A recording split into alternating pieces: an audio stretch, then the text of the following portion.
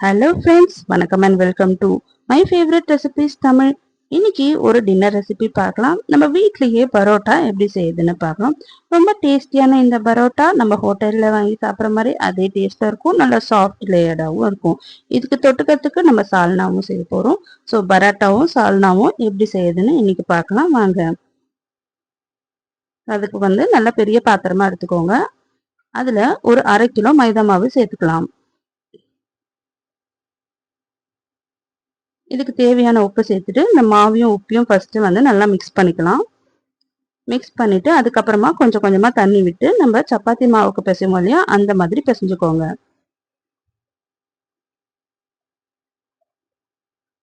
பிசைஞ்சிட்டு இதுல கொஞ்சமா எண்ணெய் விட்டு நல்லா பிசைஞ்சுக்கோங்க. லாஸ்டா மேல எண்ணெய் நல்லா அப்ளை பண்ணிட்டு இதை ஒரு துணி போட்டு நல்லா மூடி வச்சிருங்க. ஒரு 2 ஹவருக்கு இது நல்லா ஊறணும். இப்போ 2 ஹவர்ஸ் ஆயிடுச்சு பாருங்க. நல்லா மாவு சேர்ந்து வந்திருக்கு. இப்போ இதை நம்ம நல்லா மாவு பிசையணும். அப்பதான் நல்லா சாஃப்டான பரோட்டா நமக்கு கிடைக்கும். ஸோ ஒரு 10 நிமிஷத்துக்கு நல்லா இந்த மாவு நல்லா பிசைஞ்சுக்கோங்க. இந்த பெரிய பாத்திரமா எடுத்துக்கிட்டோம்னா தான் நமக்கு மாவு பிசையறதுக்கு நல்லா வாட்டமா இருக்கும். இதை ஒரு 10 நிமிஷத்துக்கு இது நல்லா நம்ம மாவை பிசைஞ்சுக்கலாம். அப்பதானே நல்லா சாஃப்டான பரோட்டா நமக்கு கிடைக்கும். ஒரு 10 நிமிஷம் ஆயிடுச்சு பாருங்க. நல்லா சாஃப்டான மாவு கிடைச்சிருச்சு. இப்போ இதை நம்ம ரவுண்ட் ரவுண்ட் பால்ஸா போட்டுக்கலாம். போட்டுட்டு நம்ம சப்பாத்தி உருட்டுவோம், சப்பாத்தி கல்லில் வச்சு இதை நல்லா நம்ம ஸ்ப்ரெட் பண்ணிக்கலாம். ஸ்ப்ரெட் பண்ணிட்டு எந்த அளவுக்கு இழுக்க முடியுமோ அந்த அளவுக்கு கை வச்சு நல்லா ஸ்ப்ரெட் பண்ணி விடுங்க. விட்டுட்டு கத்தி வச்சு நல்லா கீணிக்கோங்க. கீணிட்டு இது எல்லாத்தையும் நல்லா ஒன்று சேர்த்துட்டு ரவுண்டா இதை உருட்டிக்கோங்க. உருட்டிட்டு கை வச்சு நம்ம ஒரு அமுக்கணும்னா நல்லா சூப்பரான பரோட்டா ரெடி ஆயிடுச்சு பாருங்க. இது நல்லா இது மாதிரி ரவுண்டா பண்ணிட்டு கை வச்சு லைட்டா இதை அமுக்கணும்னா அவ்வளோதான், பரோட்டா ரெடி ஆயிடுச்சு. இதை அப்படியே நம்ம தோசைக்கல்ல போட்டு எடுத்துடலாம்.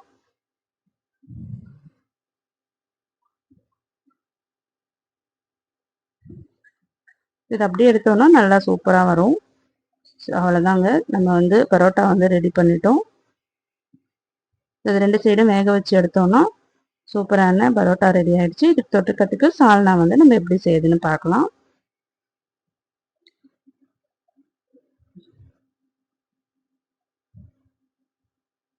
ஸோ இப்போ மிக்ஸி ஜார் வச்சுக்கலாம்.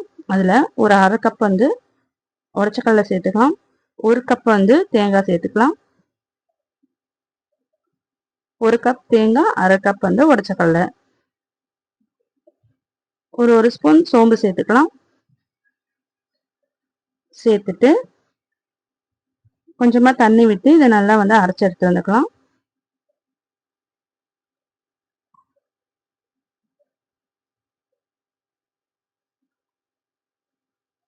நல்லா ஃபைன் பேஸ்டா அரைச்சு வச்சுக்கோங்க. இப்போ பேன் வச்சுக்கலாம். பேன் வச்சுட்டு பேன் நல்லா சூடான அப்புறமா எண்ணெய் ஊற்றிக்கலாம். எண்ணெய் ஊற்றிட்டு பிரிஞ்சி இலை, பட்டை, கிராம்பு போட்டு தாளிச்சுக்கலாம். தாளிச்சுட்டு ஒரு 2 மீடியம் சைஸ் வெங்காயம் பொடியாக அரைஞ்சி அதையும் இதில் சேர்த்துக்கலாம்.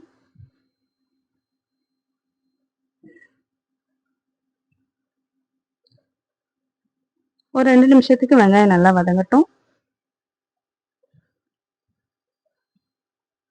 வதங்கின அப்புறமா ஒரு டேபிள் ஸ்பூன் இஞ்சி பூண்டு பேஸ்ட் சேர்த்துக்கலாம்.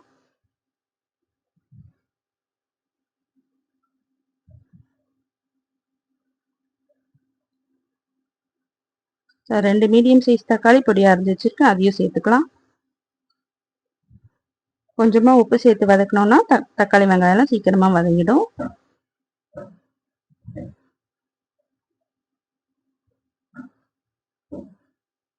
ஸோ இப்போ தக்காளி வெங்காயம்லாம் நல்லா வதங்கிடுச்சு. இப்போ நம்ம மசாலாலாம் சேர்த்துக்கலாம்.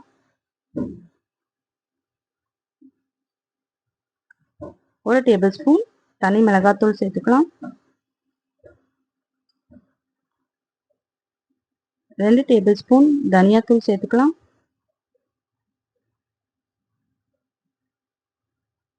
ஒரு 1/2 ஸ்பூன் மஞ்சத்தூள் சேர்த்துக்கலாம்.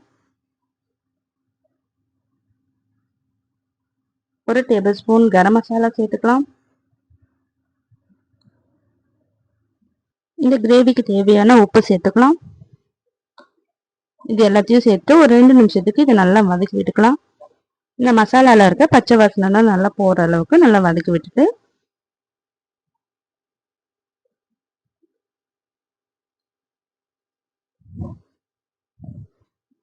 இப்போ நம்ம எந்த அளவுக்கு கிரேவி தேவையோ அந்த அளவுக்கு நம்ம தண்ணி ஊற்றிக்கலாம்.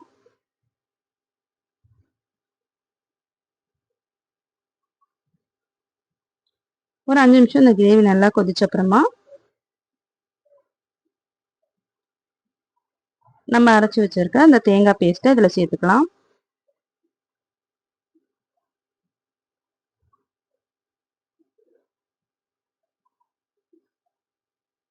சேர்த்துட்டு ஒரு 2 நிமிஷம் கொதிக்க வச்சு இறக்கணும்னா சூப்பர் அண்ட் டேஸ்டியான சால்னாவும் ரெடி ஆயிடுச்சு.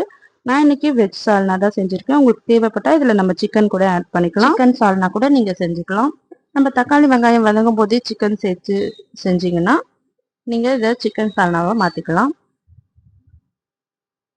ஸோ அது 2 நிமிஷம் நல்லா கொதிக்கட்டும். நல்லா லோ ஃப்ளேமில் வச்சுக்கோங்க. தேங்காய் ஊற்றிட்டு நம்ம ரொம்ப நேரம் வந்து கொதிக்க விடக்கூடாது. ஸோ லோ ஃப்ளேமில் வச்சு ஒரு 2 நிமிஷம் மட்டும் வச்சு எடுத்தோம்னா நல்லா வெஜ் சால்னா வந்து ரெடி ஆகிடும். நல்லா டேஸ்டான பரோட்டா நம்ம இன்னைக்கு பார்த்துருக்கோம் எப்படி செய்யுதுன்னு, சால்னாவும் எப்படி செய்யுதுன்னு பார்த்துருக்கோம். ஸோ பரோட்டா நல்லா பிச்சு போட்டுட்டு அதுக்கு மேலே நல்லா சால்னா ஊற்றி ஊற வச்சு சாப்பிட்டோம்னா ரொம்ப டேஸ்டியான பரோட்டா சால்னா நீங்கள் வந்து வீட்லேயே செஞ்சு சாப்பிட்லாம். ஹோட்டலுக்கெல்லாம் போகணும்னு அவசியமே இல்லை. ஸோ நீங்களும் இந்த பரோட்டாவும் சால்னாவும் செஞ்சு சாப்பிட்டு பாருங்கள். சாப்பிட்டுட்டு எப்படி இருந்ததுன்னு கமெண்ட் பண்ணுங்கள். இந்த வீடியோ உங்களுக்கு பிடிச்சிருந்ததுன்னா நம்ம சேனலை சப்ஸ்கிரைப் பண்ணிக்கோங்க, லைக் பண்ணுங்கள், ஷேர் பண்ணுங்கள். தேங்க்யூ ஃபார் வாட்சிங்.